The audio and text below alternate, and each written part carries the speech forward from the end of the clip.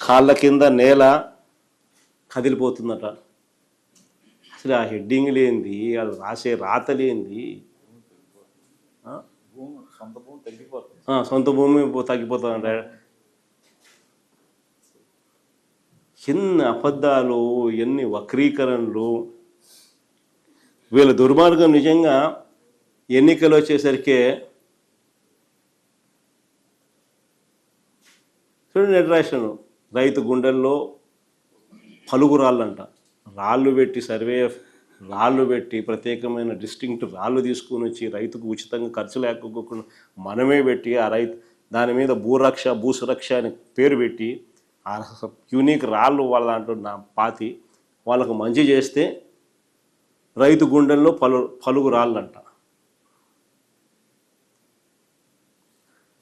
ఎంత వక్రీకరణ అంటే వీళ్ళ దుర్మార్గం నిజంగా ఏ స్థాయికి పోయిందనంటే, పోలింగ్ రోజు మే 13, మీకు గుర్తుండే ఉంటుంది. మే 13వ తారీఖున పోలింగ్ అయితే 2024 పోలింగ్ అయితే, పోలింగ్ జరిగితే మే 10వ తారీఖున ఈనాడులో ఏకంగా ఒక ప్రకటన ఇచ్చారు. మీ భూమి మీది కాకుండా పోతుంది. ప్రకటన ఎన్నికలకు 3 రోజుల ముందు. మీ భూమి మీది కాకుండా పోతుంది. అక్కడితో ఆగిపోకుండా అంతటితో ఆగిపోలా. గుర్గావ్లో కొన్ని కోట్ల రూపాయలు ఖర్చు చేసి, ఢిల్లీలోని గుర్గావ్లో కొన్ని కోట్ల రూపాయలు ఖర్చు చేసి అక్కడి నుంచి IVRS కాల్స్ మన వాళ్ళకు, మన సెల్ ఫోన్లకు, వైఎస్ఆర్సీపీకి ఓటేస్తే మీ భూమి మీది కాకుండా పోతుంది, వైఎస్ఆర్సీపీకి ఓటేస్తే మీ భూమి మీద కాకుండా పోతుందంట. లక్షల కొద్ది కాల్స్ గుర్గావ్లో నుంచి కోట్ల రూపాయలు ఖర్చు పెట్టి IVRS కాల్స్, తప్పుడు ప్రచారాలు, విషపూరిత ప్రచారాలు, వక్రీకరణలు, ప్రజలను భయభ్రాంతులను గురి చేస్తూ ఎన్నికలకు 3 రోజుల ముందు.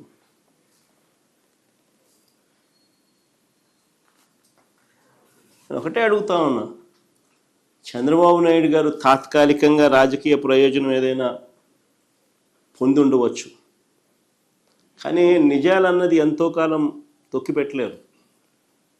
నిజాలు బయటకు వస్తాయి, బయటకు రావాల్సిందే. నిజంగా ఇప్పుడు బయటకు వచ్చినాయి కూడా. ఈ భూముల సర్వే విషయంలో ఆ రోజు జగన్ తీసుకున్న నిర్ణయాలు, దాని ద్వారా భూ యజమానులకు అందే ఫలాలు, రైతులకు, భూ యజమానులకు అందే ఫలాలు ఆ భూములు ఉన్నంత వరకు కూడా నిలిచిపోతాయి. నేను చంద్రబాబు నాయుడు గారిని సూటిగా అడుగుతా ఉన్నా, సూటిగా ప్రశ్నిస్తా ఉన్నా, అయా సమగ్ర సర్వే వల్ల భూములు పోతాయని, ల్యాండ్ టైటిలింగ్ యాక్ట్ వల్ల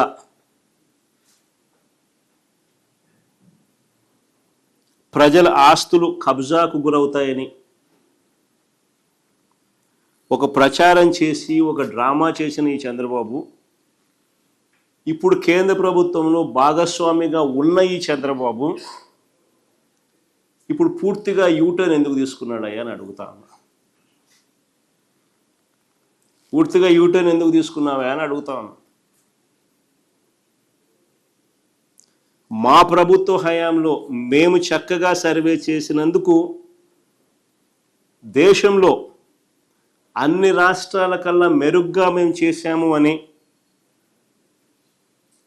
కేంద్ర ప్రభుత్వం నుంచి 400 కోట్ల రూపాయలు మాకు రాయితీ వస్తే, మేము చేసిన పని వల్ల రాయితీ వస్తే, ఆ క్రెడిట్ను తన ఖాతాలోకి వేసుకోవడానికి పడరాని పాటలు పడతా ఉన్నాడు.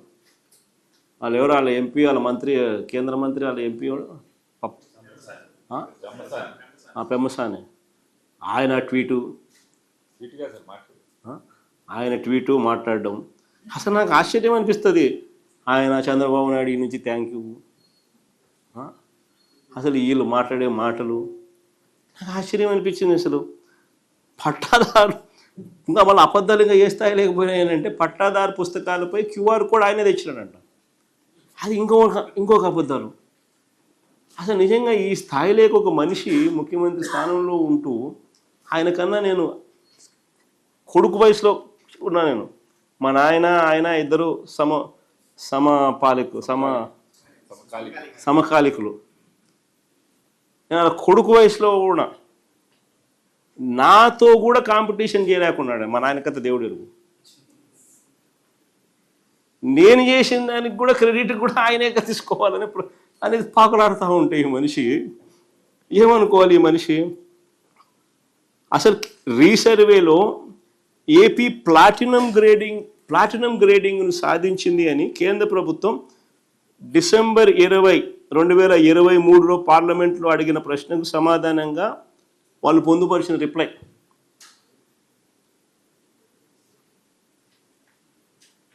వాళ్ళు పొందుపరిచిన రిప్లై